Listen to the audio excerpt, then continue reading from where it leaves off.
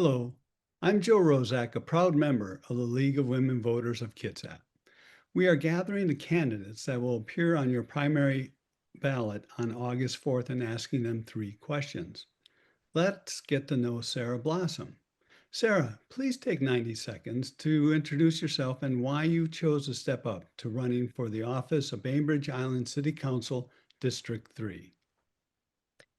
I am a lifelong Bainbridge Islander and have previously served 2 terms on the City Council. I started in 2012 and served through 2019. After my second term ended, I applied for and was appointed to the Planning Commission and have served on the Planning Commission for the last 5 years. Since I left Council, I've continued to closely follow everything that's going on at the City Hall. Watching City Council meetings is my Tuesday night ritual. And over the last several years, I've seen some changes that trouble me. I found myself thinking about where I would want to live if I ever decided it was time to leave, and that was not a good feeling. And so I decided I would use my experience and my knowledge to jump back in and try to fix what I thought wasn't working. What it boils down to for me is that when I watch council meetings, I sometimes feel like I'm watching a city council that is working for the city manager and not the other way around. The city council is a representative body elected by the people to reflect the community's values, set policy direction, and make decisions on behalf of Bainbridge Island residents. The distinction between governance and administration has become increasingly blurred, and I think it is essential that the city council and not staff leads on policy. Thank you, Sarah. So now for our first question. From your perspective, what are the most significant challenges the Bainbridge Island City Council faces, and specifically, how will you address the issues? The city of Bainbridge Island is facing several challenges right now: affordable housing, aging infrastructure, an inadequate non-motorized transportation network, and of course, water resource management. But I think the biggest challenge is that, and it will continue to face this challenge, touches on all of those concerns, and that is this continuing trend of the state legislature to impose new rules on local jurisdictions regarding land use, housing, and development, things that have historically been subject to local control. I think a lot of people are unaware that the whole island was designated as an urban growth area under the Growth Management Act when we became an all-island city. And so we are treated just like any other city, but we are in fact not like most other cities. We could be more appropriately characterized as a small county with a relatively small population. We have a natural boundary, which is our shoreline. We can't annex additional land to create more capacity like other cities can. So what has and will continue to be an issue is that we will have to fight or find ways to comply with kind of one-size-fits-all regulations that the state has created that could be very difficult to implement here because they're designed with an eye towards a typical city, which we are not. Thank you, Sarah. So on to question 2. Please describe how you envision community engagement with your direct constituents of the South Ward, as well as the rest of the island citizens. I like to engage with people face to face and have a conversation.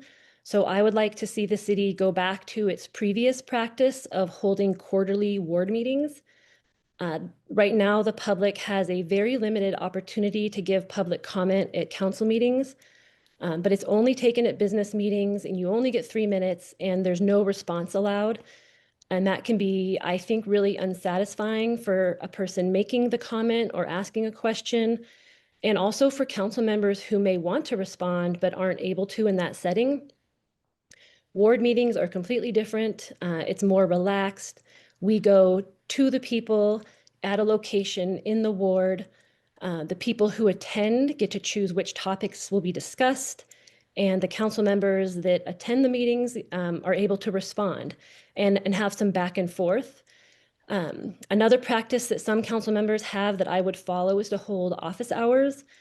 These are not held in an actual office, but are held at places like coffee shops or upstairs at Town and Country. The idea is to be present at a regular location on a regular day and time where anybody who wishes to can come and have a conversation with their council member. Thank you.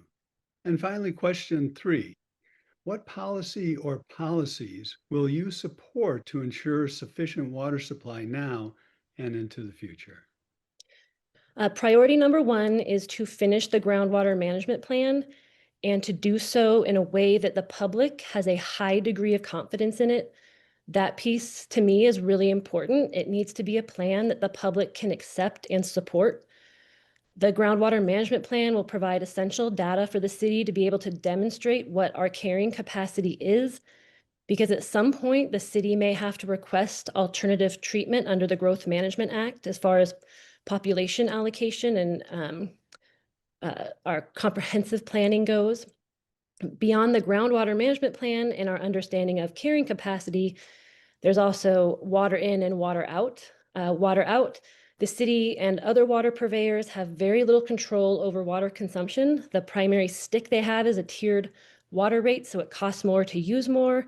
However, that only works for those on water systems, and Bainbridge has around 1,400 wells, and most of them are private or small community systems. So we will primarily have to rely on education and people's goodwill and good sense to encourage conservation.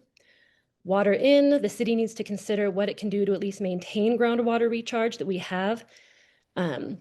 We have regulations regarding stormwater that assist in water quality and recharge rates, but the city could do more with a development right transfer program that will help with preservation efforts that will positively impact aquifer recharge rates. Thank you to Sarah Blossom. On behalf of the League of Women Voters of Kitsap, thank you for watching and please share this video. The League of Women Voters of Kitsap does not support or oppose candidates and works to provide information about the candidates and the issues before you, the voters. I'm Joe Rozak. Don't forget to vote on August 5th.